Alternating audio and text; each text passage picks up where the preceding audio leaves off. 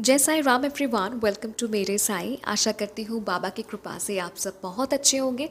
आज एक नया अनुभव लाई हूँ आप सभी के लिए और ये अनुभव है मेहर जी का। पर अनुभव सुनाने से पहले मैं दो बात कहना चाहती हूँ। सबसे पहले, मेरे बैकग्राउंड में अगर आपको एक कंटिन्यूअस ढक ढक ढक ढक का आवाज़ आए तो प्लीज़ इग्नोर कीजिएगा। एक्चुअली मेरे अपार्टमेंट के सामने एक नया अपार्टमेंट का कंस्ट्रक्शन हो रहा है, तो ये ढक ढक ढक ढक का आवाज़ एक रोज़ का साथी बन चुका है, सो प्लीज़ इग्नोर कीजिएगा। दूसरी बात ये कि इससे पहले मैं हर थर्सडे और संडे अपलोड करती थी अनुभव, साईं अनुभव, पर आज से हर हफ्ते ट्यूसडे, थर्सडे और सैटरडे साईं अनुभव अपलोड करूँगी। ठीक है, तो चलिए सुनाती हूँ आप सभी को साईं से जुड़ा हुआ एक नया अनुभव। और ये अनुभव है मेहर जी का। मेहर जी एक वर्किंग वुमन है, मेहर जी साईं डिवोटी है और मेहर जी ग्लोबल महापारायण से भी जुड़ी हुई है। अब मेहर जी बताती है कि दूसरे दिनों के मुकाबले हर गुरुवार मेहर जी थोड़ा जल्दी उठ जाती हैं सुबह को।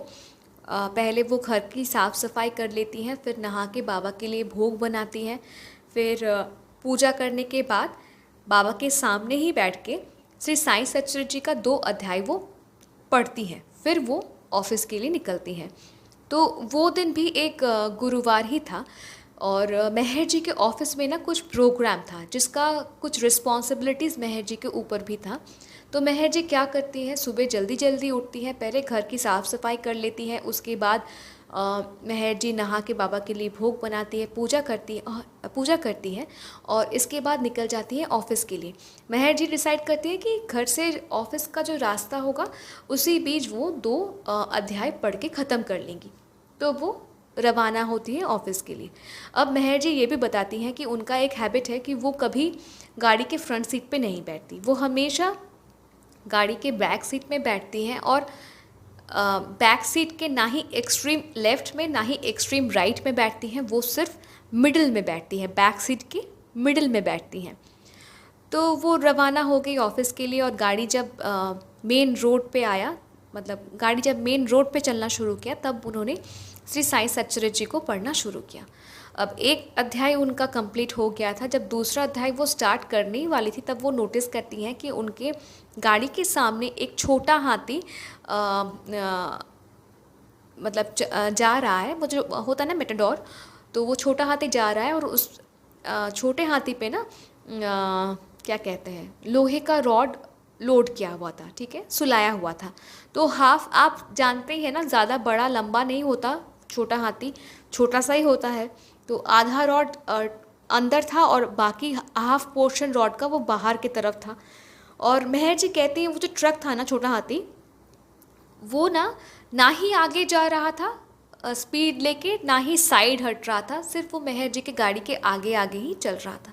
सेकेंड अध्याय मेहर जी ने पढ़ना शुरू किया और जब सेकेंड अध्याय वो ख़त्म करने ही वाली थी कि क्या होता है, उनके हाथों से श्री साईं सच्चरित जी का श्री साईं सच्चरित जी गिर जाता है, ठीक है, और वो झुक जाती हैं बुक को उठाने के लिए। और बुक को उठा के वो सीधा बैठती इससे पहले ही, जैसे ही वो झुकी, एक मतलब गाड़ी में एक अजब सा ही कंपन हो गया और आसपास के लोग तुरंत आके मतलब वो आसपास के लोगों को चिल्लाना मतलब सुन पा रही थी मेहर जी, और उनको ना झुके हुए समझ नहीं आ रहा था कि क्या हुआ, मतलब इन अ ब्लिंक ऑफ आई कुछ ऐसा हो गया, पर मेहर जी को समझ नहीं आ रहा था कि क्या हुआ।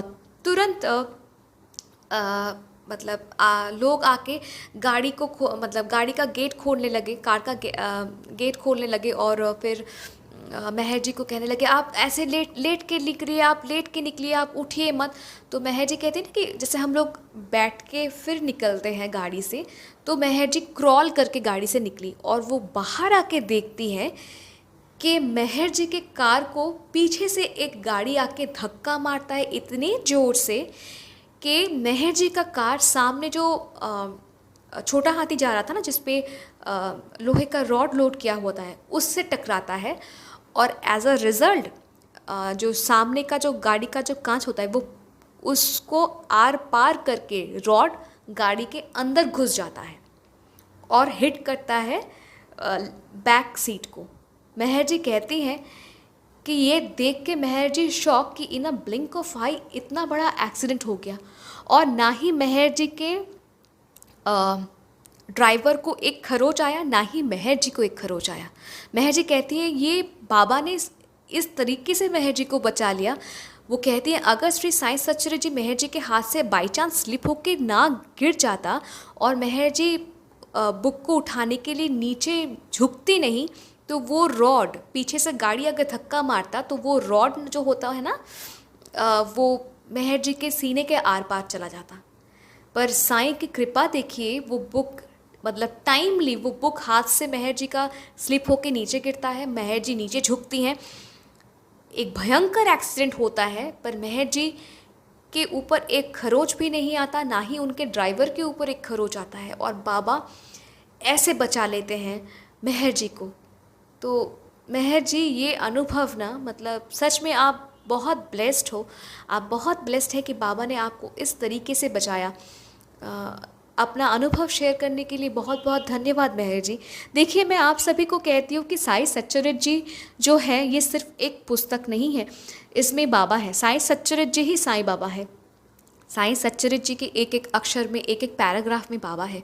तो अगर आप सोचते हैं ना कि एक बुक ही तो है, मत सोचिएगा इस बुक को ना, मतलब लाइटली मत लीजिएगा।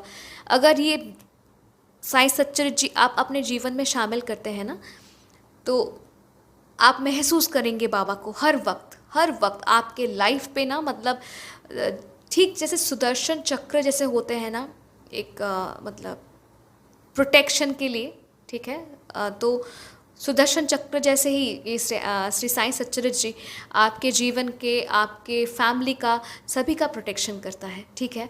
तो मैं तो यही मतलब कहूँगी आप सभी से कि प्लीज़ प्लीज़ प्लीज़ साईं सच्चरित्र जी को अपने जीवन में शामिल कीजिए। ये कोई मतलब पढ़िए, साईं सच्चरित्र जी का पाठ कीजिए। अगर इसको टास्क हिसाब से मत लीजिएगा कि हाँ ये टास्क है मुझे पढ़ना है, नहीं। वहाँ पे बाबा के लीला जो है लिखा हुआ है ना, अनुभव कीजिए, महसूस कीजिए, उन लीलाओं में बाबा को महसूस कीजिए। और देखिएगा जब आप महसूस करना शुरू करते हैं ना श्री साईं सच्चरित्र जी को, बाबा भी आपके पास ही रहते हैं, आप बाबा को भी महसूस करेंगे आप अपने पास। और मैं क्या कहूँ, सच में मतलब मैं हैरान हो रही हूँ कि बाबा का आप मतलब टेक्निक ही देखिए ना, कितने टाइमली बाबा आ जाते हैं अपने भक्तों के लिए हेल्प करने के लिए। तो thank you so much once again Mehar ji, अपना अनुभव हमारे साथ शेयर करने के लिए। और बाबा से बस यही प्रार्थना है मेरी कि बाबा हमेशा अपने बच्चों पे अपना रहम नज़र करना और अपने चरणों तले हमें स्थान देना। तो इसी के साथ आज का अनुभव यही समाप्त। और अगर आप भी अपना अनुभव हमारे साथ शेयर करना चाहते हैं तो आप मुझे ईमेल कर सकते हैं, आप मुझे इंस्टाग्राम में डायरेक्ट मैसेज कर सकते हैं, या फिर मेरे व्हाट्सएप नंबर में भी आप मुझे मैसेज कर सकते हैं। मेरा इंस्टाग्राम आईडी, ईमेल आईडी और व्हाट्सएप नंबर तीनों ही डिस्क्रिप्शन पे दिया हुआ है। और अगर आपको साईं से जुड़ा हुआ अनुभव सुनना पसंद है, आप रोज़ सुनना चाहते हैं, रोज़ नहीं हफ्ते में 3 बार ही सुनना चाहते हैं, तो जुड़ जाइए मेरे साईं परिवार से, ठीक है। मिलती हूँ बहुत जल्दी एक नई साईं अनुभव के साथ। टिल देन जय साईं राम।